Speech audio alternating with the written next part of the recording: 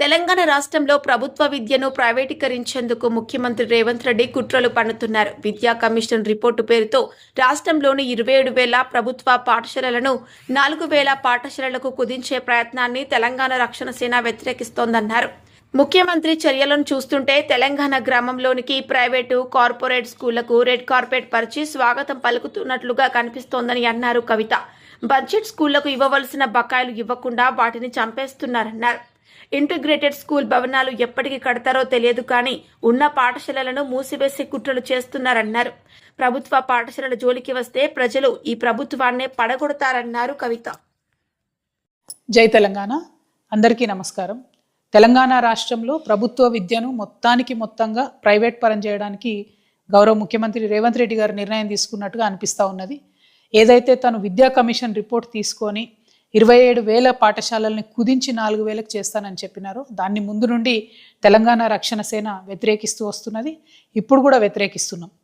అవన్నీ ఒక పక్కనైతే young India integrated schools కడతామని చెప్పి ముఖ్యమంత్రి గారు ఒక్కొక్క స్కూల్ని దాదాపు 146 కోట్ల టెండర్తోని మరి వేయడం జరిగింది. అందులో 72 స్కూళ్లకు టెండర్ వేస్తే అందులో సగానికి సగం ఓన్లీ 2 సంస్థలకే, మెగా అనే సంస్థకి ఇంకొకటి కేఎంవి అనే సంస్థకి మాత్రమే స్కూల్స్ రావడం జరిగింది.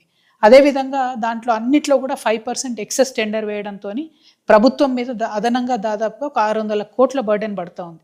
అంటే టోటల్గా 11,000 కోట్లతోని ఈ రాష్ట్రంలో 72 స్కూళ్ళు కడతానని ముఖ్యమంత్రి గారు నిర్ణయం తీసుకున్నారు. నేను సూటిగా ముఖ్యమంత్రి గారిని ఒక ప్రశ్న వేస్తూ ఉన్నా. మీరు 30 నెలల తర్వాత ఇప్పుడు టెండర్ చేసి ఇప్పుడు కట్టడం మొదలు పెడితే మీరు పరిపాలించేటటువంటి కాలంలో ఈ స్కూళ్ళు పూర్తవుతాయా? అవుతుందనే నమ్మకం అయితే మాకు లేదు. ఏ స్కూల్స్ చూసినా యావరేజ్గా 2 to 3 years తీసుకుంటున్నారు కన్స్ట్రక్షన్కి. అట్లాంటిది ఇంత పెద్దగా ఒక్కొక్కటి 146 కోట్లతో కట్టేటటువంటి ఈ స్కూల్స్ డెఫినెట్గా మీరు పదవిలో ఉన్నటువంటి కాలంలో పూర్తి కాదు. పైగా మీవి కాన్స్టిట్యున్సీకి ఒకటో, రెవెన్యూ డివిజన్కి ఒకటో పెట్టి అన్ని ఊర్లలో ఉన్నటువంటి పిల్లల్ని తీసుకొచ్చి ఈ స్కూళ్ళల్లో చదివిస్తాం, దానికోసం బస్సులు పెడతామన్నారు. అంటే ఆ బస్సులు కూడా మీరు మెగా సంస్థకే ఇస్తారనే విషయం ఇప్పటి నుంచి అర్థమవుతున్నది. అంటే విషయం ఏంటంటే మీరు చేస్తున్నటువంటి మొత్తం ప్రణాళిక కూడా రెడ్ కార్పెట్ వేసి తెలంగాణ గ్రామాలలోకి ప్రైవేట్ స్కూళ్ళని ఇన్వైట్ చేయడానికి, అది కూడా ఎవరు? ప్రైవేట్ కార్పొరేట్ స్కూళ్ళని. ఎందుకంటే బడ్జెట్ స్కూళ్ళకు మీరు 120 కోట్ల రూపాయలు ఇవ్వాలి, ఇంతవరకు రిలీజ్ చేస్తలేరు. మీరు 120 కోట్ల రూపాయలు బడ్జెట్ స్కూళ్ళకు ఉన్న అప్పులు రిలీజ్ చేస్తే ఎన్నో వందలాది స్కూళ్ళు కూడా బాగుపడతాయి. కానీ మీరు వాటిని చంపేస్తున్నారు. కేవలం కార్పొరేట్ స్కూళ్లకు మీరు ఎర్రతివా చేసి ఊర్లలోకి పిలిపించే ప్రయత్నం చేస్తున్నారు. దీన్ని మేము తీవ్రంగా వ్యతిరేకిస్తూ ఉన్నాం. ఈ టెండర్ల విషయంలో కూడా చాలా స్కూళ్లకు ఓన్లీ 2 టెండర్లు 3 టెండర్లు మాత్రమే వచ్చినాయని చెప్తున్నారు. దానివల్ల టోటల్గా ఈ సిస్టమ్ అంతా రింగ్ అయిందని చెప్పి నేను కాదు, వెలుగు పత్రిక రాసింది. ఆ వెలుగు పత్రిక కూడా ఒక కాంగ్రెస్ ఎంపీ గారి పత్రికనే, మరి మాదైతే కాదు. కాబట్టి మరి వెలుగు పత్రిక రాసినటువంటి వ్యాసం చూసైనా ఖచ్చితంగా ఈ టెండర్లో ఏం గోల్మార్ జరిగింది, ఏం జరిగింది అనే విషయం ముఖ్యమంత్రి గారు ప్రజలకు తెలియజేయాలని చెప్పి నేను డిమాండ్ చేస్తూ ఉన్నాను. ఇంకొక మాట, తెలంగాణ రక్షణ సేన పదే చెప్తూ వచ్చింది, బడి ఎంత ముఖ్యమో గుడి ఎంత ముఖ్యమో బడి ఎంత ముఖ్యమని మేము చెప్తూ వచ్చినాం. ఇవాళ బళ్ళల్లో ఊర్లలో పరిస్థితి ఎట్లా ఉందంటే, June 12 నాడు స్కూల్ స్టార్ట్ అయితే ఆల్మోస్ట్ ఇవాళ జూలై ఒక నెల అయిపోయింది, ఇప్పటి వరకు కూడా స్కూల్ డ్రెస్సులు రాలేదు. చాలా చోట్ల చినిగిపోయినటువంటి బట్టలతోని పేద పిల్లలు స్కూళ్ళకు వెళ్తున్నటువంటి పరిస్థితి ఉన్నది. మరి ఇది కరెక్టేనా? ఇది న్యాయమేనా?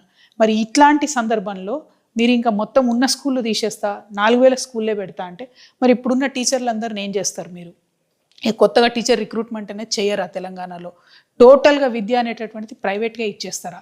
ఇటువంటి అనుమానాలు కలుగుతూ ఉన్నాయి. కాబట్టి మేము మీ మొత్తం పాలసీని చాలా తీవ్రంగా వ్యతిరేకిస్తున్నాం. మీరే విద్యాశాఖ మంత్రిగా ఉన్నారు, మిమ్మల్ని ఇంకొక ప్రశ్న నేను సూటిగా అడుగుతా ఉన్నా. ఇవాళ మార్కెట్లో ఒక గుడ్డు 8 రూపాయలకు దొరుకుతుంది. మధ్యాహ్న భోజన పథకం వాళ్లకు ప్రభుత్వం నుంచి ఇవాళ 6 రూపాయలు ఇస్తూ ఉన్నారు. మరి 2 రూపాయల డిఫరెన్స్ ఆ పేద వంట వండేటటువంటి వాళ్ళు ఎట్లా మరి వాళ్ళు ఆ డిఫరెన్స్ బేర్ చేస్తారు? ఇవాళ మన రాష్ట్రంలో దాదాపుగా 3 రోజులు వారంలో గుడ్లు పెడతా ఉన్నాం. కానీ కర్ణాటకలో పిల్లలకి ఆల్మోస్ట్ 5 days ఎగ్స్ పెడతా ఉన్నారు. మరి అట్లాంటిది మీరు ఎందుకు ప్లాన్ చేస్తలేరు?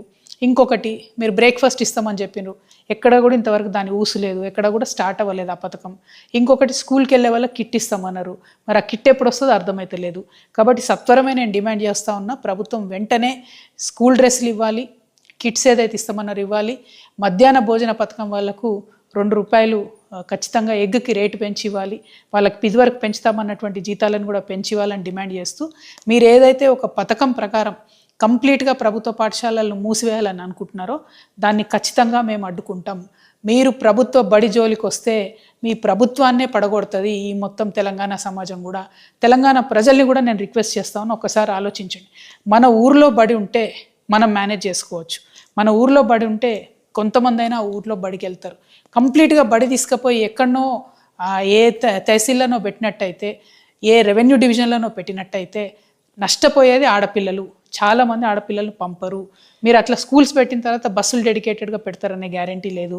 ఈ ముఖ్యమంత్రి గారు ఈ ఆలోచన అంతా చేసే కన్నా ముందే స్కూళ్ళను బంద్ పెట్టే ఆలోచనలో ఉన్నారు. కాబట్టి అసలు అక్కడ స్కూళ్ళు కావు, ఇక్కడనేమో స్కూల్ కట్టడం కాదు, ఇక్కడనేమో స్కూల్ బంద్ చేసే కార్యక్రమం చేస్తున్నారు. అల్టిమేట్గా నేను తెలంగాణ ప్రజల్ని కోరేది ఒకటే, ఏదైతే ముఖ్యమంత్రి రేవంత్ రెడ్డి గారు ప్రభుత్వ బళ్ళన్నీ కూడా ప్రైవేట్కి అప్పచెప్పాలని చూస్తున్నారో దీన్ని వ్యతిరేకిద్దాం. గ్రామ సర్పంచ్లందరినీ కూడా నేను రిక్వెస్ట్ చేస్తున్నా, మీ ఊర్లో బడి కనుక మూసేసేటట్టయితే దానికి వ్యతిరేకంగా తీర్మానం చేయండి. పేరెంట్స్ కమిటీ ఉంటుంది, నేను మిమ్మల్ని రిక్వెస్ట్ చేస్తూ ఉన్నా, బడి మూసేది ఉంటే దానికి మీరు వ్యతిరేకంగా తీర్మానం చేయండి. మధ్యాహ్న భోజన పథకం వాళ్ళు ఉన్నారు, మీతో పాటు మేము నడుస్తాం. గుడ్డు ధర పెంచేంత వరకు కూడా కొట్లాడదాం. పిల్లలకు 3 రోజులు కాదు 5 రోజులు కూడా ఎగ్గిచ్చే విధంగా ప్రభుత్వం మీద ఒత్తిడి తీసుకొద్దాం. ఇట్లా పిల్లలకు పౌష్టికాహారం ఇచ్చి మంచి చదువులు చెప్పాలి. ఉల్టా పని చేస్తున్నటువంటి రేవంత్ రెడ్డి సర్కార్ మాత్రం ఇది కరెక్ట్ చేయడం లేదు. ఈ టెండర్లో జరిగినటువంటి గోల్మాల్ని కూడా ముఖ్యమంత్రి గారు ప్రజలకు చెప్పాలి. పాఠశాలల్ని కాపాడాలి. ప్రభుత్వ పాఠశాలలు ఖచ్చితంగా ప్రతి ఊర్లో ఉండాలని మేము డిమాండ్ చేస్తున్నాం. Thank you. జై తెలంగాణ.